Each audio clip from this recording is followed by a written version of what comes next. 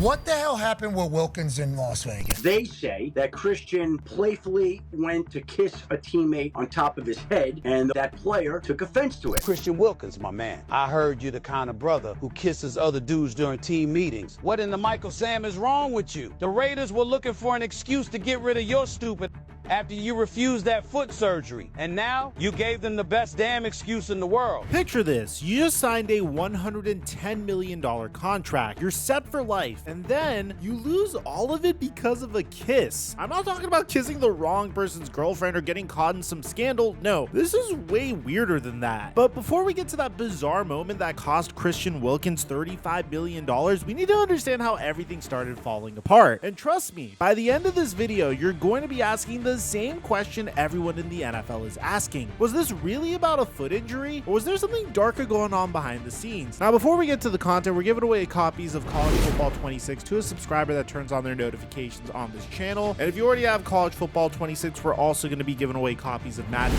6. Just let me know which one you prefer in the comment section down below, and we're going to be announcing a winner at the end of each week. And now that we get all that out of the way, let's get to this video because the story is insane. So let's go back to March 11th, 2024. The Las Vegas Raiders just pulled off what they thought was the heist of free agency. They signed Christian Wilkins to a 4-year, $110 million contract with $82.75 million guaranteed. This made him the second highest paid defensive tackle in NFL history, behind only Chris Jones. The Raiders were so hyped that they literally tweeted, "Say it with your chest," to announce their prized acquisition. And honestly, it made sense. Christian Wilkins was coming off of a career year in Miami with 9 sacks and 58 pressures. This dude was a legitimate game changer. At $27.5 million per year, he was getting paid like the elite player that he'd become. But here's where things get interesting, and this is important for what happens later. Christian Wilkins had a reputation, and I guess looking back, if you take a look at some of these videos, the reputation's kind of interesting. Now, typically, I wouldn't put any stock into content like this, but given the allegations that's come out about him recently, you have to admit that some of this stuff has aged quite comically, especially this particular video. I mean, like, that combined with the freakiness allegations is definitely interesting. And this carried all the way to the NFL as well. So I don't really know if you could call these instances coincidences or anything like that, but I definitely had to bring this up. So former NFL player John Feliciano tweeted that Wilkins had always been a little freaky. Now, at the time, most people just brushed that off as just NFL players talking trash, but keep that in the back of your mind because it's going to become very relevant. The season started great. Through 5 games, Wilkins was living up to his massive contract. He had 17 tackles, 2 sacks, and 6 QB hits while playing 77.7% of his defensive snaps. His PFF run defense grade was 80.2, which ranked him 3rd among all interior defenders. Everything was looking perfect in Las Vegas. And then came October 6th, 2024 in Denver, and this is where his story really begins. During the second quarter against the Denver Broncos, Christian Wilkins suffered a Jones fracture in his left foot. Now, for those of you who don't know, a Jones fracture is no joke. It's a break at the base of the 5th metatarsal, and it's the same injury that ended careers or severely limited guys like Kevin Durant and Julio Jones. So Wilkins had surgery on October 8th with a typical recovery time of 3 to 4 months. In the NFL, that usually means you're back for the next season, no problem. But here's where things started to get weird. Fast forward to May of 2025, which is 7 months after the surgery, and Wilkins shows up to Kyle Van Noy's charity golf event. And guess what? He's still wearing a walking boot for 7 months. For context, most players are back on the field in 4 months max. But wait, it gets weirder. The Raiders wanted Wilkins to have a second surgery, and this is where the real drama started because Christian Wilkins said no. He wanted to try alternative rehabilitation methods instead of going under the knife again. And this is where everything started falling apart. By June 4th, 2025, the Raiders made their move. They voided $35.2 million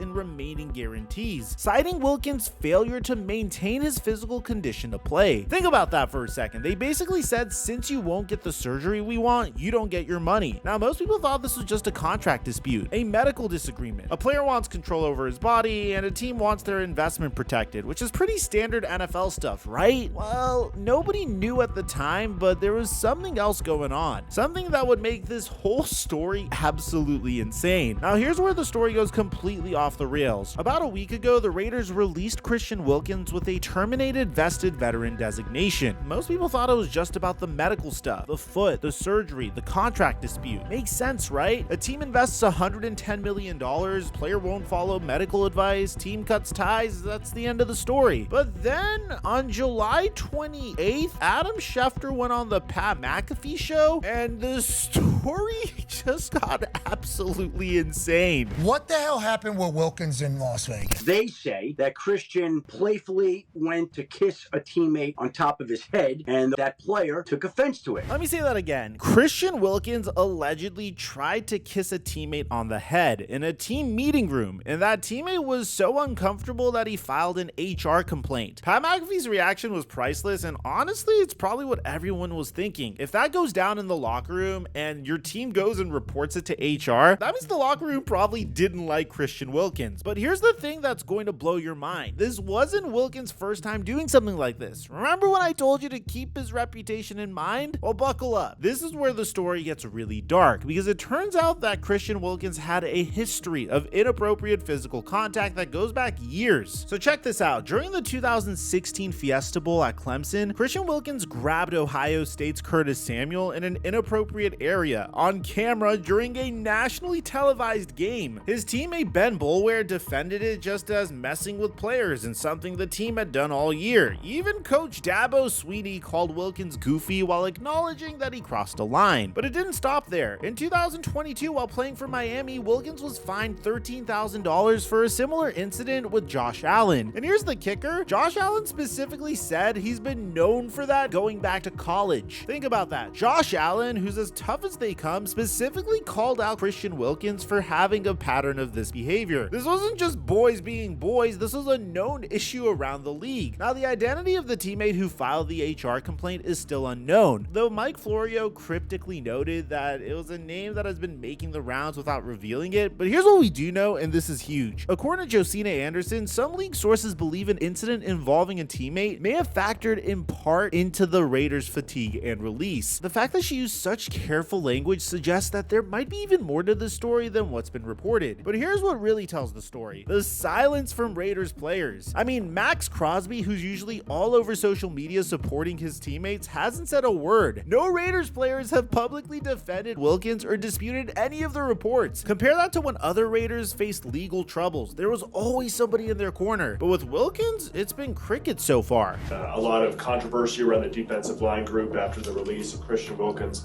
How have you seen your unit be able to leave that as just outside noise and hone in on your craft? Yeah, we pretty much just kind of moved on from the situation. You know, I really don't want to comment further on it, but I will say that, you know, whatever you're going through as a person, athlete, non-athlete, whoever, whatever your struggle is, if you got something going on in life, just, you know, talk to somebody. Get some therapy. You know, whatever your deal is your deal. Somebody out there in this world full of billions of people is willing to listen. They're willing to listen, hear you out, and help you work through whatever you need to work through.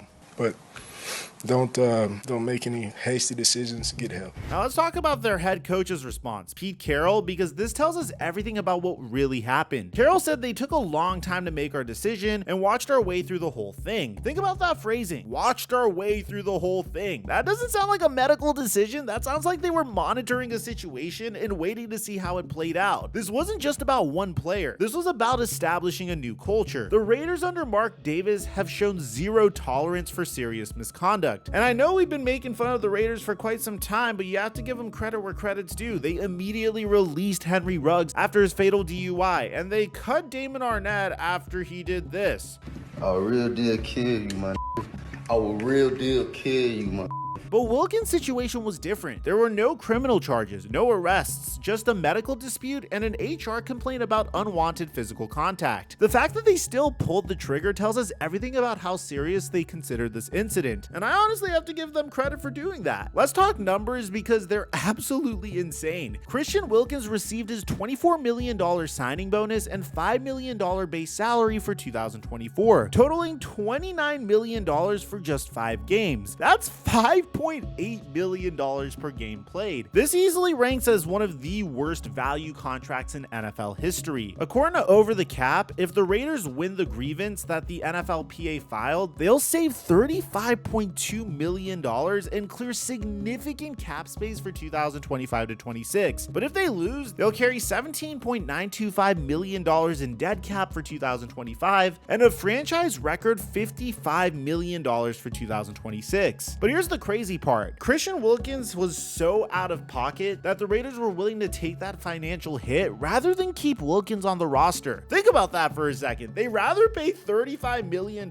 for a player not to be on the team than deal with whatever was happening behind the scenes. But here's where things get even weirder. Mike Florio pushed back on Adam Schefter's version of the events, claiming that Schefter's story is definitely not the story that's been making the rounds. So we have competing narratives from two of the most plugged in NFL reporters. Schefter says it was a playful kiss on the head that made a teammate uncomfortable, but Florio suggests there's a different, potentially worse story circulating privately. So that means the full story hasn't even come out yet, or there are people actively trying to control this narrative, which makes sense because Christian Wilkins is a free agent. And if this story goes from, oh, it was just a little innocent kiss on the forehead to something way worse, then his career could be over. To understand how big this is, you gotta compare it to other NFL controversies. The last time we got a crazy controversy like this was when the story broke out about Richie Incognito bullying Jonathan Martin, and the punishment for this was way more severe. It was sustained harassment over months, but Incognito only got an 8-game suspension, not a release. The difference is the amount of money that was owed. Christian Wilkins was owed $35 million guaranteed, and the fact that the Raiders were willing to eat that money tells us that this wasn't just about workplace comfort, this was something that threatened the entire team culture. And as this story continues to develop, there are still so many unanswered questions. Who was the teammate that filed the complaint? What exactly happened in that meeting room? Was this really just a playful kiss on the head or something more serious? At the end of the day, I think this is a combination of factors. I think it's the fact that Christian Wilkins didn't want to take the medical advice that was given to him, the fact that he was getting paid a significant amount of money, and then you have this HR complaint on top of everything. This was a good way for the Raiders to get out of a contract that they don't want to be involved in anymore. I mean, $35 million of cap space is a significant amount of change. So if they could get out of this contract for a player that barely played last year, who sustained a football injury that could without a doubt end his career or at least neutralize how effective he was being, they'd be foolish not to take the opportunity. And to be honest, I don't blame the Raiders for doing this, but Christian Wilkins' behavior is absolutely insane. I mean, if you are in the situation that you're in and you're getting paid a significant amount of money to barely play football, you better be on your best behavior, because teams will try their best to get out of bad contracts. Usually they'd fail. I mean, we saw the Browns try to get out of Deshaun Watson's contract for re-tearing his Achilles tendon when he was doing something that wasn't football related. And honestly, it's going to be very interesting to see how the NFL handles the situation. But at the end of the day, this is without a doubt the most expensive kiss in sports history. So let me know in the comment section down below, what do you guys think about all this? Aside from that, I don't know if you guys heard, but the Tennessee Titans just admitted failure. They released Treylon Burks, which makes the AJ Brown trade one of the worst trades in NFL history. We have a completely separate video. I'm going to leave it in the end screen. I'll meet you guys there. I'm your boy Mike, and I'm dropping our mic until our next upload.